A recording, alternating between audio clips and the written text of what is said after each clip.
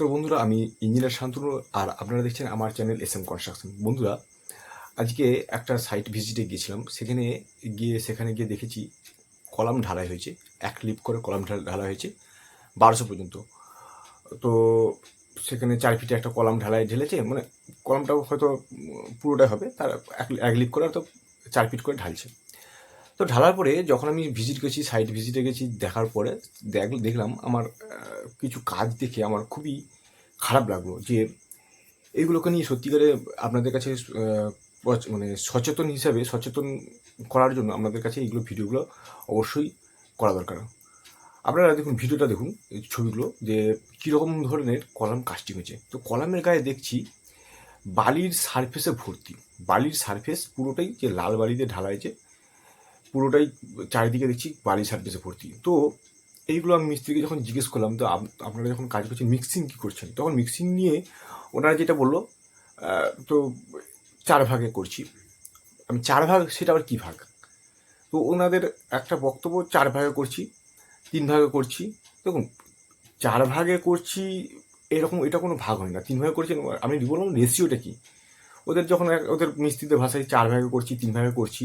তো আমি বুঝতে পারলাম যে না, ওদের একটা 3 ভাগে করছি মানে কি, 1, 1, 1.5, 3, হ্যাঁ, যেটা ভাগ, যেটা আমরা বালি সাধারণ বলি, সেটাকে 3 ভাগ বলছে। 4 ভাগ বলে 1, 2, 4, মানে হয়তো 4টা পাথর দিচ্ছে, 2টো বালি দিচ্ছে, একটা সিমেন্ট দিচ্ছে।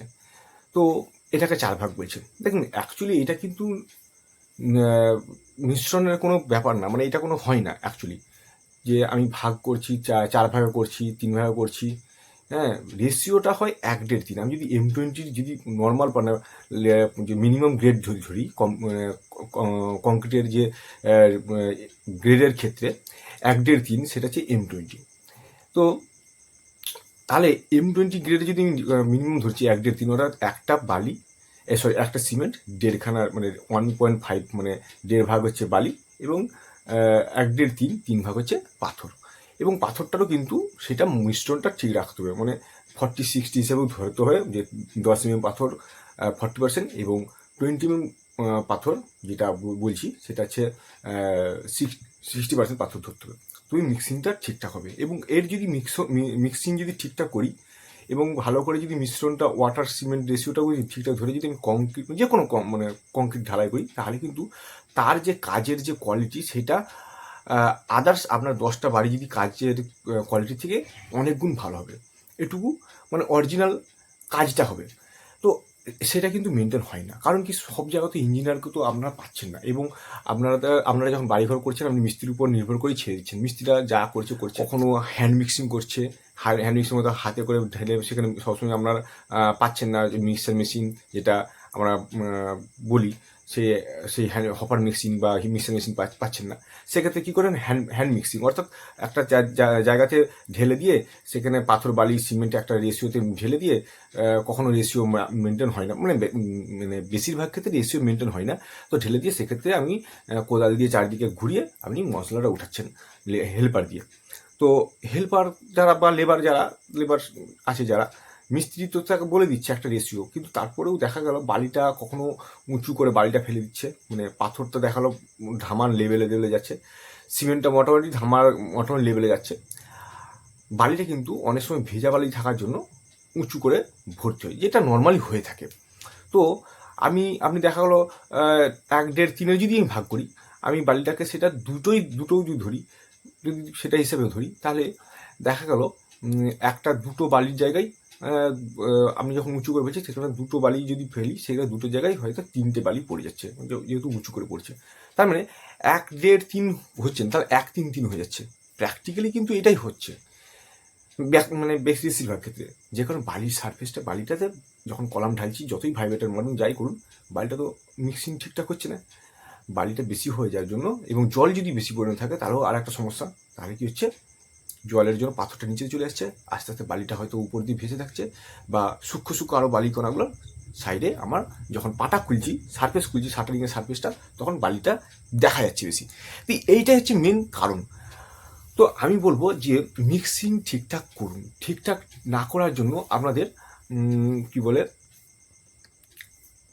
এই ঘটনাগুলো ঘটছে। কলামের কিন্তু এতে স্ট্রেংথ কমে যাচ্ছে, স্ট্রেংথ কমে যেন কলামটা হচ্ছে মেন মেরুদণ্ড বিল্ডিংয়ের, কলামের স্ট্রেংথ কমে যাচ্ছে।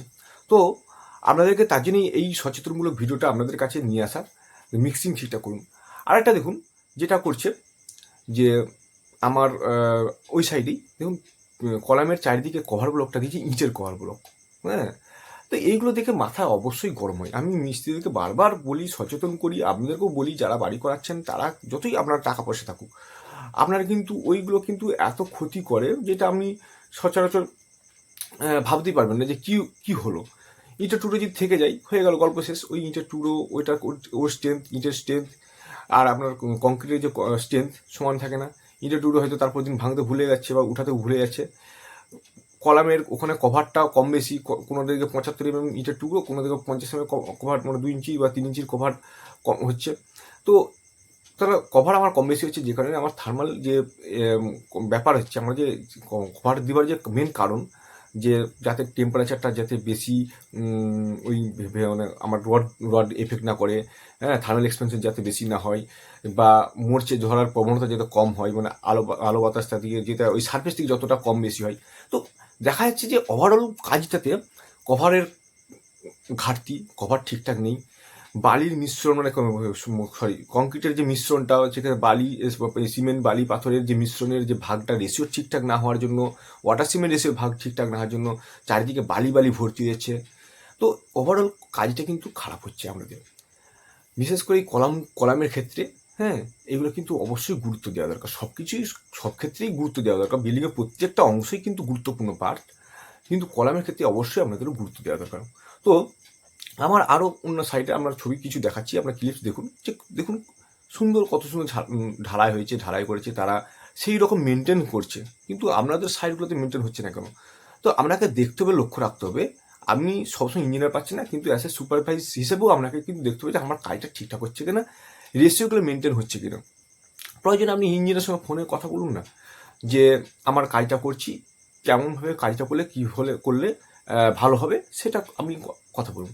তো যাই হোক, আজকে ভিডিওটা বেশি বড় করবো না, আপনাদের কাছে কিছু সচেতনমূলক বার্তা দেওয়ার জন্য এই ভিডিওটা। আমি আজকে যেহেতু সাইটে গেছিলাম, সাইট ভিজিট করেছিলাম, যে কিছু ভুল ভ্রান্তি সেগুলো তুলে ধরলাম আপনাদের সামনে, যেগুলো ম্যাক্সিমাম বাড়িতে ঘটনাগুলো ঘটছে। কারণ মিস্ত্রিদের সঙ্গে কথাবার্তা বলেই বোঝা যাচ্ছে যে তারা যেসব বাড়িতে কাজ করছে তারা কিন্তু ম্যাক্সিমাম এই জায়গাগুলো ঘটছে। কারণ তাদের সঙ্গে যখন কথা বলছি, তাদের বক্তব্যগুলোকেই আমি তুলে ধরলাম আপনাদের সামনে, যে রেশিওগুলো ঠিকঠাক করা মেনটেন করে না, মিক্সিং ঠিকঠাক মেনটেন করে না, মানে ঠিকঠাক করে না, যে কারণে এই ঘটনাগুলো ঘটছে।